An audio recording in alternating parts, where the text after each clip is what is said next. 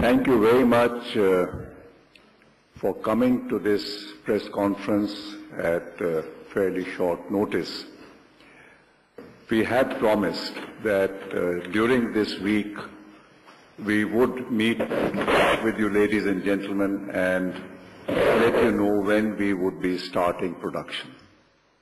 And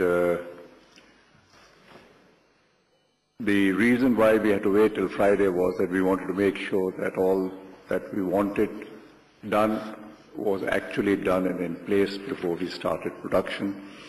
And now we plan to lift the lockout from the 21st, that's Tuesday, 21st, and start production from that day. When we had last met after that terrible incident which happened on the 18th of last month, we had said that our primary concern is the safety and security of all our employees who would be working in Manesar, and that we would give that the highest priority, and we would only start production when we were satisfied that the environment for working there would be such as would ensure their safety and well-being. And it's taken us a month to get to that point where we can now feel secure in starting production in Manesar. The technical work relating to starting production was actually completed earlier, and the repair work and all was done. But as I said, we would not be willing to start production till the security of people was ensured. Have we handed out this press note yet? Not yet. Not yet. We have prepared a note, not be willing to start production till the security of people was ensured. Have we handed out this press note yet? Not yet. Not yet. We have prepared a note which will make it easier, because there are a lot of things which have been done and which you would need to know about. So you don't need to write everything, because this will all be in the note. Katie, when will you be giving the note? 10 minutes. Okay, you'll get the note well before the meeting finishes. The situation is that, as you know, besides the sad death of Mr. Avnish Dev, we had about 96 supervisors and managers who had various injuries, mostly fractures. I'm happy to tell you that all these 96 people are now all out of hospital, isn't it? They're all out of hospital and recovering. Some of them are already back to work. And I personally really salute their spirit that after this grievous thing, they are quite willing to start work so soon. The first step which we wanted done was for the Haryana government to take firm action to deal with the crime which was committed on the 18th of last month. And the Haryana government has been very vigorous in its efforts to catch all the miscreants. All the union leaders, all the union executive members, actually 12 of them, have been arrested.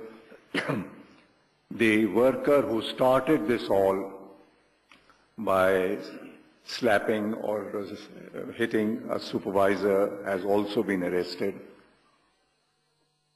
And other people who the police have found to be involved during the course of the investigations, because we cannot tell the police whom to arrest. The police has to arrest people based on their investigation and the evidence which is collected during investigation. If they find the evidence throws up somebody's name, he gets arrested. The process of investigation is continuing, and it's possible that more people might come under arrest if the investigation gives some more information to the police which would justify that action. But the arrest of these people and all the ringleaders is one factor of security to us. We feel a little bit more satisfied that the process of law will now take place. Mr. Tulsi is the special prosecutor. He's a person with very good credentials and a great deal of experience in dealing with terrorists and such criminals. And I'm sure that under his guidance, the whole prosecution will proceed smoothly. The next requirement was to ensure that the work can be carried out within the factory in safety, and that when the employees leave the factory and go home, also they are secure in their travel from the factory and back to the factory for the work. For that, the Haryana government has decided that there would be a rapid action force of 500 people. They are all armed, and 200 of these would be stationed within the Manesar factory campus. Now that is a great measure of comfort that there would be somebody around who would ensure that the kind of things which happened will never happen again, because I think with 200 armed people immediately in the factory and another 300 nearby, plus the normal police, I don't think anybody would even think of starting any kind of riot or such things. 40 personal security officers have been provided by the Haryana police, and these will be used for the safety of all the employees during their commuting to the factory and back to their homes. If people go in a bus or in a car, there would probably be somebody along with them. Again, these PSOs are police people trained for this work, armed, and that kind of security would exist for as long as is required.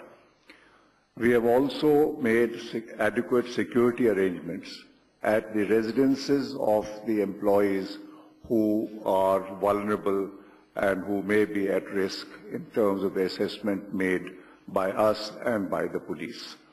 So these things are all being done by the Haryana police and the Haryana government, and we are thankful to them for this action, which will enable us to ensure that there is total safety. In addition to what the Haryana government and the police force have done, we have also created a force of 100 security guards, which includes ex-servicemen. And these would be under our control, and they would make sure that there is security within the plant itself when the people are working, that there will be people stationed around to see that there is security. So we believe that these measures and the continuing efforts of the Haryana government to investigate, arrest and prosecute the criminals will create a safe environment, and that is why we have decided to lift the lockout. One additional factor which I must mention and which I think is extremely important for the sustained safety and maintenance of the plant and its people is the support of the local community. The heads of the various villages around this place have shown their solidarity with Maruti and the need to continue to grow the economy of this region through the activities of the company. They have strongly condemned the violence and what took place, and they have assured us that they will continue to work to see that no further such actions ever take place in the future. And I think when the local community becomes supportive, it's a major factor for the sustained running of the company. We have identified, according to our investigations, people who we believe were involved in the violence and what took place on the 18th. This is based on the statements which we have recorded and which we have of people who were injured, who went to hospital, as well as some others who escaped any kind of serious injury, who did not have to go to hospital, who were in the factory and who did see what was going on. So we have taken their evidence. We have taken note also of the fact that at the time of the last strikes which took place and the settlement which took place, these very workers had signed a good conduct undertaking and had in that promised that they would follow the standing orders and behave in a disciplined manner. They have violated that undertaking. So we have really lost confidence in these workers. We cannot take them back. There are also those workers who are facing criminal charges in addition to being on our list of people with whom we have lost confidence, and therefore they will also be people who we do not have confidence in, and all these workers will not be taken back. The process of issuing notices to them that their service is no longer required has already taken place. I think Mr. Siddiqui will, if you want to know, we have issued notices to I don't know how many of them so far. It's possible that if more people are identified in the course of investigations or our own inquiry, more notices may go out. We cannot rule that out. As I had mentioned last time, we also have a new policy on contract workers. We are implementing that policy. On the production line, we would not have the contractors people provided anymore. We would hire these people ourselves and employ them. For flexibility, we would keep about 20% on short-term agreements, but they would be paid like any regular worker. There would be no discrimination between them and others working on the same job. The contract workers, the existing contract workers, there's some 2,000 or so of them, have been informed of this, and they've also been told that the process of recruiting them has started, and they would be from the 2nd of September, they would have to go through that process to see that they are fit to get employed as regular workers. The restart of production at Manesar on the 21st would not be, as somebody is asking me, altogether and reach. It's not possible to do it. We intend to start step by step. We need to see how the production goes, what the workers and the managers and how this whole thing builds up, and we will have to be very flexible about how we take further steps to increase production. So that is roughly the situation at Manesar. Hakan, anything you would like to add? No. Okay. Siddiqui sir? I think that's okay. So we are now open to questions. Yes, please.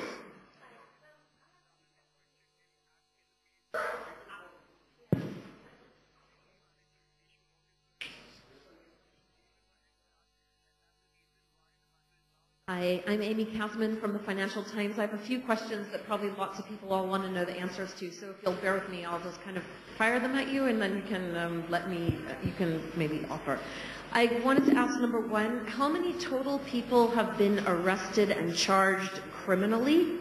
How many total people will you not be taking back in line with what you said, that you've lost confidence? How many people have you lost confidence in? Can you please tell me what was the total size of the Manesar workforce as of July 18th before this incident? How many were contractors and how many were permanent workers? And then how many of those permanent workers will you not be taking back?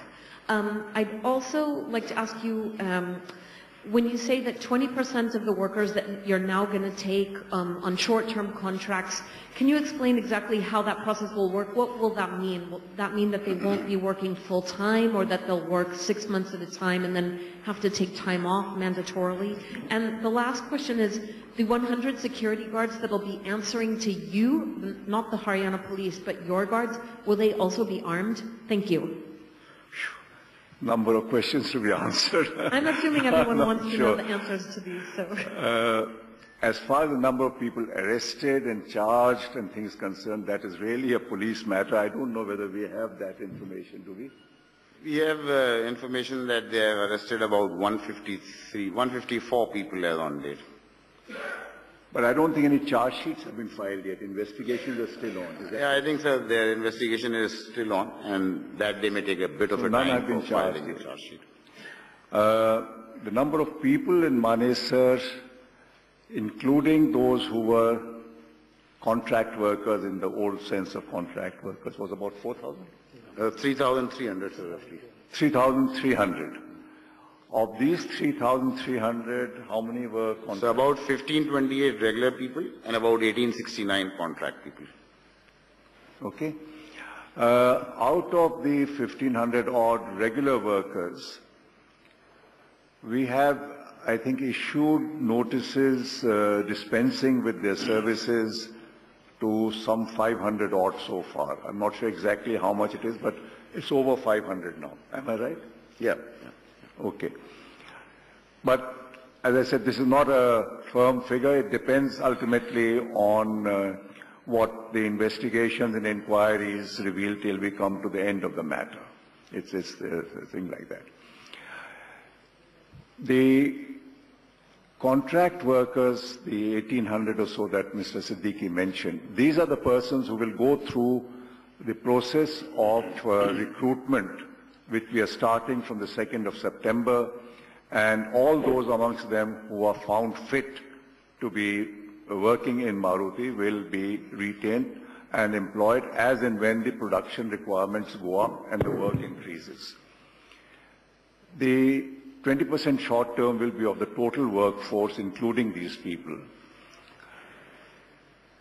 How many will remain for how long depends on market conditions. There's no way I can predict today whether they'll be for 3 months, 6 months, 8 months, maybe for much longer periods. Depends on the seasonality of demand.